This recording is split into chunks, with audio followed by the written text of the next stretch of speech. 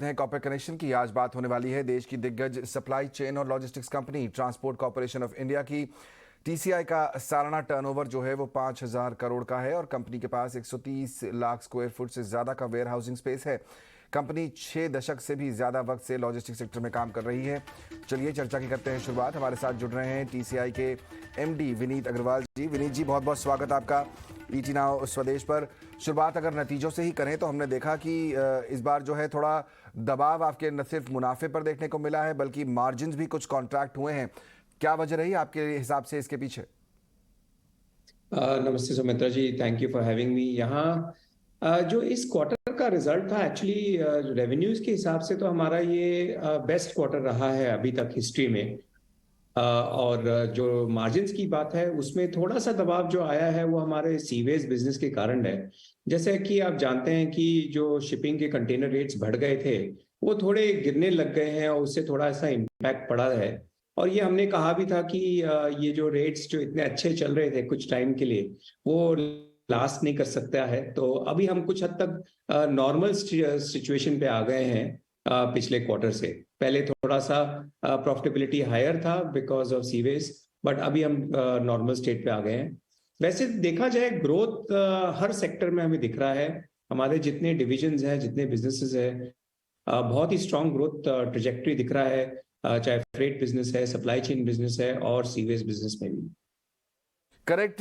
तो ये जो हम देख रहे हैं कि इम्पैक्ट मार्जिन पर पड़ा है, जैसा आप भी बता रहे हैं, एक्सपेंसेस एक बड़ा फैक्टर इसके पीछे होता है। आपने एक्सपेंसेस को अपने कंट्रोल करने के लिए या कम करने के लिए किस तरह के कदम उठाए हैं फिलहाल?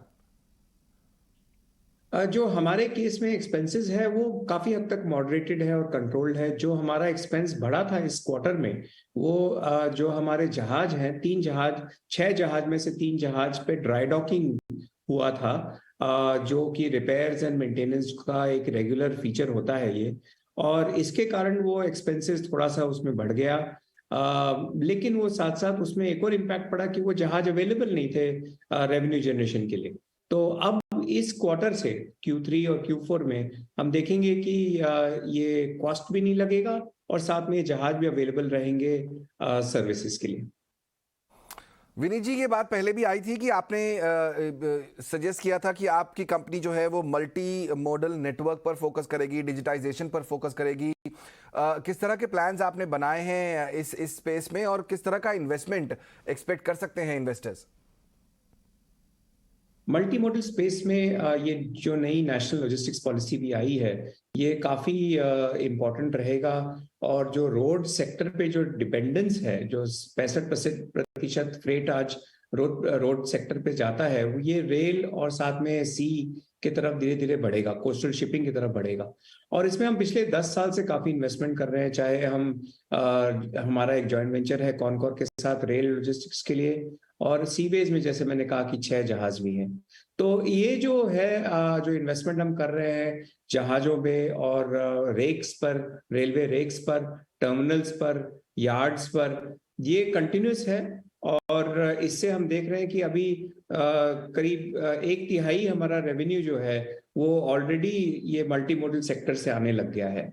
और धीरे धीरे हम और भी इन्वेस्टमेंट कर रहे हैं। इस साल का हमारा प्लान है कि करीब 300 करोड़ का कैपेक्स करेंगे, जिसमें कि एक जहाज का भी प्लान है। अब वो इंटरनेशनल मार्केट में जहाजों का प्राइस काफी बढ़ा हुआ है, तो हम देखते हैं कि हो सकता है Q4 में ये अपॉर्चुनिटी मिले कि हम एक नया जहाज अक्वायर कर सकें। बिल्कुल, आपने जो बताया कि 300 करोड़ का आप इन्वेस्टमेंट करने वाले हैं, वैसा ही मेरा अगला सवाल था। अगर आप कुछ और इलैबोरेट करना चाहें, कौन कौन से और प्लान्स आपने बनाए हैं अगले साल की जो ग्रोथ प्रोस्पेक्ट है उसको देखते हुए? कितना इन्वेस्टमेंट आप करने वाले हैं? एक्सपेंशन को लेकर क्या प्लान्स हैं आपके? तो ये 250-300 करोड़ का कैपेक्स हमारा हर साल रहेगा अगले 4 साल तक। क्योंकि इसमें जैसा कि एक जहाज अगर हमें हर साल ऐड करना है, कुछ रेलवे के रेक्स ऐड करेंगे, कुछ ट्रकें खरीदेंगे और साथ साथ हम कुछ वेयरहाउसिंग स्पेस भी बढ़ाएंगे साथ साथ। और आईटी इन्वेस्टमेंट तो चलता ही रहता है। तो ये जो सिचुएशन है, इससे हम जो कंपनी की तैयारी है वो बहुत स्ट्रांग हो रही है, ताकि हम आगे जो भी अपॉर्चुनिटीज है उसको अच्छे से ले सकें। करेक्ट। अभी आपने भी बात की विनीत जी, आखिरी सवाल पूछूंगा आपसे नेशनल लॉजिस्टिक्स पॉलिसी की। तो थोड़ा डिटेल में अगर आप समझा सकें कि किस तरह के बेनिफिट्स आपकी कंपनी को मिलेंगे इस नई पॉलिसी से। काफी ज्यादा लोग बुलिश हैं इस पॉलिसी को लेकर, क्योंकि ये शॉर्ट टर्म नहीं लॉन्ग टर्म प्लान दिखाई दे रहा है सरकार का। आपको किस तरह के बेनिफिट्स मिलेंगे और आपकी कंपनी में इसका जब, क्योंकि हम बिजनेस चैनल हैं, हम आंकड़े देखते हैं, तो आंकड़े आपके इसमें कब रिफ्लेक्ट करने लगेंगे? कौन से क्वार्टर्स के बाद हम उम्मीद करें कि हाँ इस पॉलिसी का फायदा आपको मिल रहा है? नेशनल लॉजिस्टिक्स पॉलिसी का सबसे बड़ा महत्व, सबसे बड़ा जो एक अंग है वो है मल्टी मॉडल लॉजिस्टिक्स। उस पे गवर्नमेंट फोकस करना चाहती है। साथ साथ जो गति शक्ति प्रोग्राम है जिसमें काफी एसेट्स बन रहे हैं related to multi modal logistics, चाहे पोर्ट्स है, चाहे मल्टी मॉडल लॉजिस्टिक्स पार्क्स है या टर्मिनल्स है, ये सब चीज हेल्प करेगा हमारी कंपनी को डायरेक्टली, क्योंकि हम ये सब इंफ्रास्ट्रक्चर को यूज कर सकते हैं अपने क्लाइंट्स के लिए, अपने कस्टमर्स को उनको सॉल्यूशंस देने के लिए। कोई नेशनल लॉजिस्टिक्स पॉलिसी में कोई डायरेक्ट फाइनेंशियल इंसेंटिव नहीं है, बट ये एक स्ट्रक्चर क्रिएट कर रहा है for multi modal and secondly for digitisation.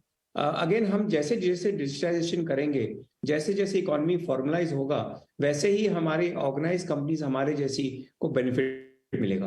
तो डायरेक्ट इसमें कोई बेनिफिट नहीं है, बट इनडायरेक्टली बहुत सारे बेनिफिट्स अगले कुछ सालों में दिखाई देगा, और इसीलिए ये पॉलिसी लॉन्ग टर्म के लिए बहुत ही अच्छा है। करेक्ट, बहुत इंपॉर्टेंट बात आपने यहाँ पर कही एग्जैक्टली कि लॉन्ग टर्म के लिहाज से ये अच्छी है पॉलिसी और डायरेक्टली शायद फाइनेंशियल इम्पैक्ट न दिखे। बहुत बहुत शुक्रिया विनीत जी, समय निकालकर हमारे साथ आज जुड़ने के लिए और अपनी कंपनी के बारे में चर्चा करने के लिए। यहाँ पर ट्रांसपोर्ट कॉर्पोरेशन ऑफ इंडिया के टॉप मैनेजमेंट आपको बता रहे हैं किस तरह से पिछला क्वार्टर निकला है और आने वाले समय में खासतौर पर जो नेशनल लॉजिस्टिक्स पॉलिसी है सरकार ने लॉन्च की है उससे किस तरह के फायदे मिलने वाले हैं। स्टॉक आज करीब 5% नीचे है, बाजार को बहुत ज़्यादा पसंद नहीं आया शायद नतीजा, क्योंकि मुनाफे का नंबर बहुत अच्छा नहीं था। चलिए आगे बढ़ते, एक खास मेहमान जुड़ रहे हैं मेरे, रवि सिंह का करते हैं स्वागत। रवि, बहुत बहुत स्वागत आपका 18 नाउ स्वदेश पर।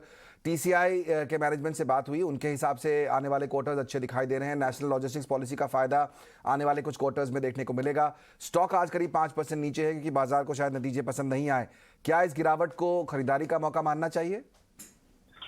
जी बिल्कुल स्वामी जी, देखिए जिस हिसाब से इस समय स्टॉक की मूवमेंट है उसमें जरूर नंबर्स को थोड़ा सा हिट जरूर देखने को मिला है, लेकिन ओवरऑल जो यहाँ पर गवर्नमेंट ने पॉलिसी को रिवाइज किया उसका फायदा लॉन्ग टर्म पे देखने को मिलेगा। और स्टॉक की बात की जाए तो मुझे ऐसा लगता है कि अगर ये जो गिरावट है इसको अपॉर्चुनिटी की तरह लेना चाहिए और ओवरऑल सेंटीमेंट यहाँ पर वापस से पॉजिटिव बनता हुआ नजर आएगा। अब लॉन्ग टर्म के प्रोस्पेक्ट से तो बिल्कुल आपको ये पोजीशन बनाकर रखनी चाहिए, क्योंकि 18 से 20% के रिटर्न तो आने वाले 6-8 महीने में आपको जल्दी देखने को मिल सकते हैं।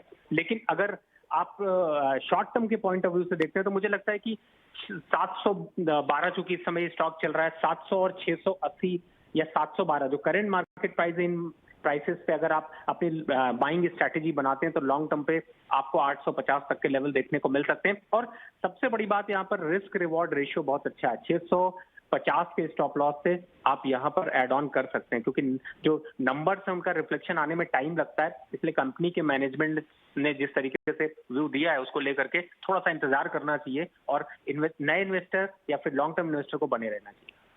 ओके, तो लॉन्ग टर्म इन्वेस्टर को बने रहना चाहिए। ये स्टॉक आपको अच्छे रिटर्न देगा लंबी अवधि में। कुछ गिरावट और आए उसके बाद आप इसको अपने पोर्टफोलियो में ऐड कर सकते हैं। बहुत शुक्रिया रवि, समय निकालकर हमारे साथ वो स्ट्रैटेजी शेयर करने के लिए।